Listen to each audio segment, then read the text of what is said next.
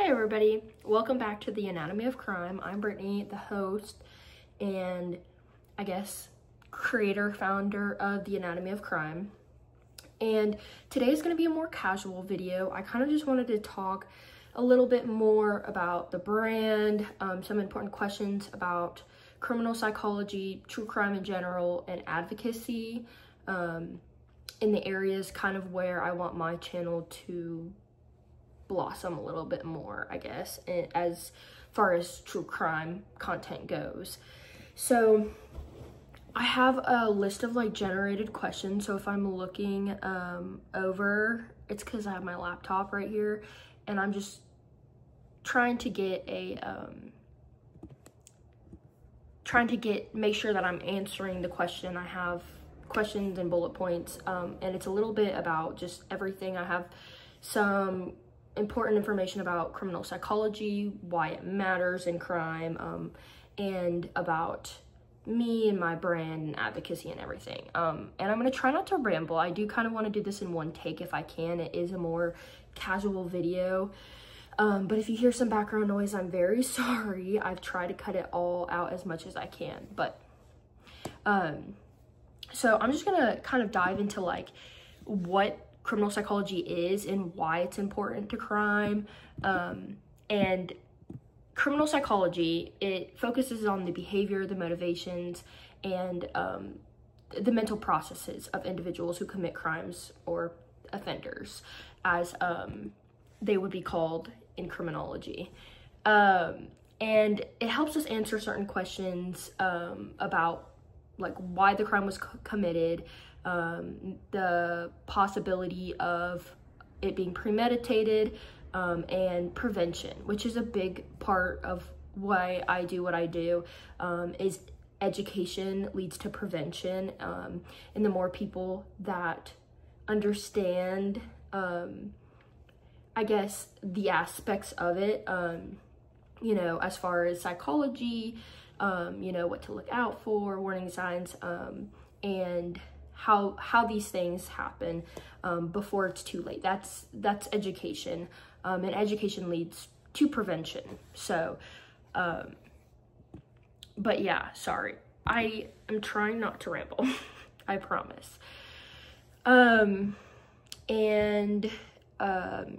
then psychologists are able to analyze these kind of behaviors, motivations, and kind of assist law enforcement. I know we see it a lot on TV as far as like profiling goes, and a lot of it's portrayed, I guess, not accurately, but a lot of it is too.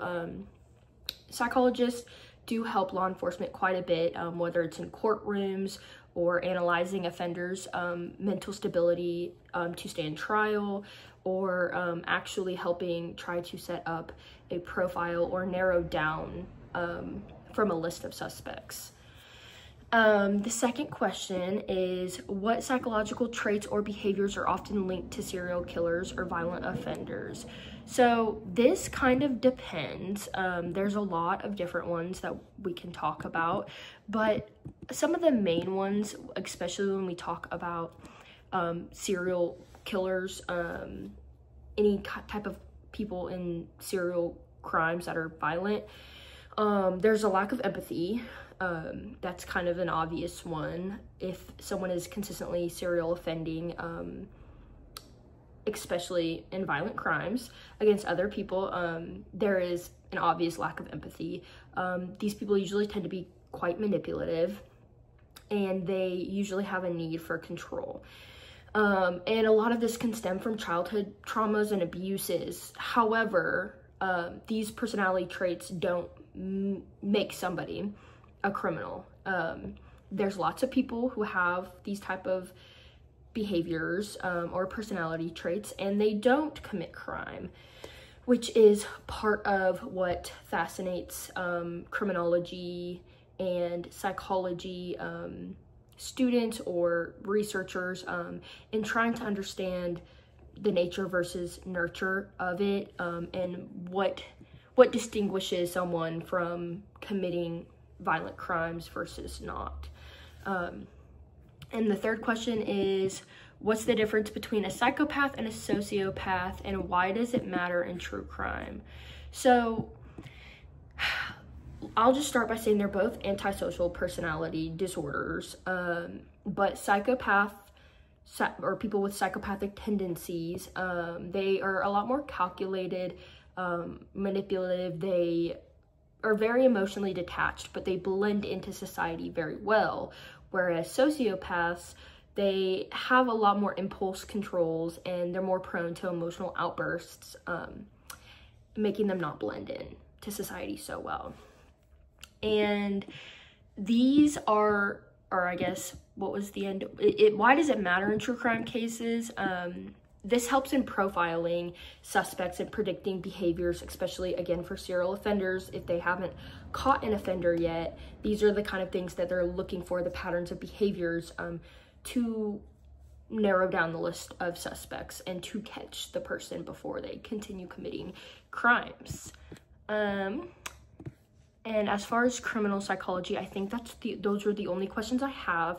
But if you have any more questions about anything I talk about in the video, comment below. I will respond, I'll look at it, and do my best. But I can also link resources. I'm gonna have a lot of resources that I'll kind of talk more about at the end of the video in the description. But yeah, so question 4 is, how does the legal system work alongside psychology in solving cases? So they really go hand in hand. Psychologists will, again, like I said, assist in profiling and evaluating the credibility of different witnesses, evaluating the offender to ensure that they are psychologically, I guess, okay to stand trial. I was trying to think of the right word, but that they're fit to stand trial is what they would say in the courtroom. And they work hand in hand. In criminal psychology, you have to have both, right? You have to have the law, you have to have the psych, and together they can kind of work to you know, either catch a killer or catch an offender, or you know, make sure that witnesses are providing proper statements during trial that are credible, the witness is credible. I'm rambling. What legal tools are critical in investigating true crime cases? Okay, so there's a lot, but now with modern day technology, we see this a lot with a lot of the larger cases, like the Brian Kohberger case, or who was it? The Green River Killer. Like, there's a lot of them, and they're using DNA profiling. Now they have all kinds of, you know, DNA sites where your ancestors, somebody that, you know, you're related to, is putting in their DNA, and it makes it a lot easier for law enforcement, thankfully, to get a hold of an offender's DNA, even if it wasn't given to them, you know, by the offender, which typically the offender's not going to give their DNA if they're guilty. But yeah, and then, you know, fingerprint evidence, obviously. And then again, with modern technology, tracking, surveillance. All of our phones have GPS. They are able to kind of fit timelines together, like we saw in the Brian Kohberger case, even turning his phone off around certain times. But there's cameras everywhere. There's just so much surveillance, modern day tracking devices, that it's a lot easier to catch offenders than it used to be with these kind of things. And then again, we have witness testimony and behavioral profiling, which are also big aspects of any trial. You'll see people coming up to the witness stand with any, you know, large trial, and that's a very important aspect of it. Okay, so question 6 is, why is advocacy for the victims of crime so important in the legal process? So this is the part that, like, I think that's with true crime, that it's not always, or people aren't always careful with this, and this is the part that I think all crime, true crime in general, needs to be very aware of, is how important advocacy is for the victims and their families, because it ensures justice, closure, support, you know, these are all things that the families are going to want when losing a family member, you know. And this also raises awareness about different issues depending on the case, but it could be like domestic violence or human trafficking, mental health. And it also ensures that victims aren't forgotten, that their story matters. And I think, again, why touching on advocacy is super important in true crime. It's not just entertainment, and I'll talk a little bit more about that as well. Why is true crime so popular, and what does it tell us about human nature? This is a very fascinating question. And again, as a psych major, I find a lot of these like things very interesting, the way people think, what attracts human behavior to just certain things, you know. But it's really comes down to curiosity about human behavior, why people make certain decisions. People tend to be very intrigued by the dark side of humanity. And it's typically more in a way of trying to understand because it's not familiar to them. Most people don't have these kind of, you know, thought processes and tendencies to think this way. So it's more of a way of trying to understand why people commit these kind of crimes. It also helps people learn more about the world and understanding their risks and where they can try to be safe, so these kind of things don't happen to them, which again is another thing with prevention education. It's important to be aware and to put these kind of things out there so we can potentially save lives.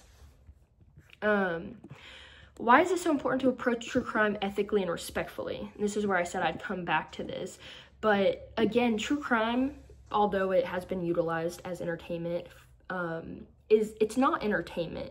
These are real stories about real people, and they matter. To honor these victims and their families, you have to avoid exploiting their situation, right? It's one thing to talk about it, to educate, to push, you know, for advocacy and justice. But it's also another thing to profit off of this entertainment thing of, you know, it just being a story, you know, a story. And it's much more than that. This isn't fiction. This is real. These are real people. Real people were affected by this.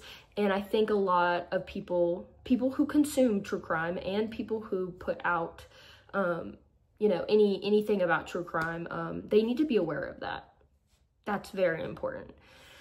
And it just allows us to maintain a level of empathy. That's why I want to focus on education and advocacy. That'll be the core of my brand, and what I want to do is I want to put it out in a meaningful way that advocates for the victim and shows that their story matters, and the ways in which we can prevent these kind of things in the future from happening. Did I want to say something else? I think I hit all my points on that. I have little bullet points to make sure that I'm hitting the points that I want to talk about with each question. Might be forgetting something though. The next question is, how can viewers help missing persons cases and support advocacy efforts? So there's a lot of ways to help. Spreading, you know, cases on social media is big now. It helps a lot, especially for missing persons. The internet is such a big place. Everyone uses it now. Sharing those stories and pushing out people's names and faces can jog someone's memory, you know, or, you know, maybe someone saw something they didn't even know was important. And that's why social media plays such a big role in missing persons cases and advocating for them. And then supporting, you know, organizations that are known to be advocates, such as the National Center for Missing and Exploited Children, is like probably one of the largest ones. But any type of support towards those kind of organizations, and again, I'm gonna leave resources in the description. You can kind of look through them, see, you know, research, whatever. But anything you can do, whether it's volunteering, donating, any of that kind of whatever, you know, even sharing on Facebook or whatever social media platform, that's advocacy, and that gets word out, and that, you know, helps victims and their families and gives them some type of support. And, you know, it's just very vital in these cases. I know I keep saying that, but it really, really is. It's not entertainment. Our purpose is to educate, to prevent, to help victims and their families, and to try to ensure that these things don't happen to more people. And I think, oh no, I have a few more. Okay, so I have more about that I'm going to talk about my brand. This is kind of getting a long video, so I might have to chop it a little bit. But again, yeah, please check my description, and I will continuously, with every video, have these resources linked. And when it comes to specific cases, I'll specify for this specific case, these are resources where you can help. So the next question, now these are all about me and my brand, is why I decided to create the Anatomy of Crime. So I am currently getting my, I'm a double major. I'm getting 2 bachelors in professional writing and psychology. And from there, I want to get into a joint JD PhD program. So a JD is my law degree, and a PhD, it would be in psychology, clinical psychology. And that would allow me to work in forensic psychology. And a lot of people, even who work in forensic psychology, don't have the law degree. They usually just get a PhD. But now they're starting to offer both. So you really get to have the legal side of things as well, which I think is very important when you're working with people in the criminal system, to kind of understand it and understand the implications of certain diagnoses and different things like that. But yeah, again, as I've been saying, my goal is to kind of share all aspects of crime. Psychology and law specifically will be like kind of the core, but it is for education, prevention, and advocacy for victims. How do I choose the cases I cover, or that I'm going to cover? So a lot of the cases I'm going to cover are, again, going to have something critical about where we can kind of learn about human behavior, anything forensic science wise, or just the legal process in general. There's ways in which we as a society, I guess, miss signs, mental health wise, and the legal side as well. So I just kind of want to highlight those areas where maybe the law messes up, because that is important in holding people accountable. Absolutely. And then as well as what to look out for as far as mental health when somebody needs help, kind of warning signs, because there almost always are warning signs. It's not always the case, but typically it's an escalation of behavior leading up to violent crimes. Let's see. And another thing as far as the cases I cover is I also want to try as much as possible to cover cases that aren't as well covered. I will definitely hit big ones too, but I really, again, with the pushing prevention and advocacy, I want to talk about cases that aren't being talked about that much, because they also deserve to be recognized and to have advocacy for them, even if it's not something that's well known in the media. And then what message do I want viewers to take from my content?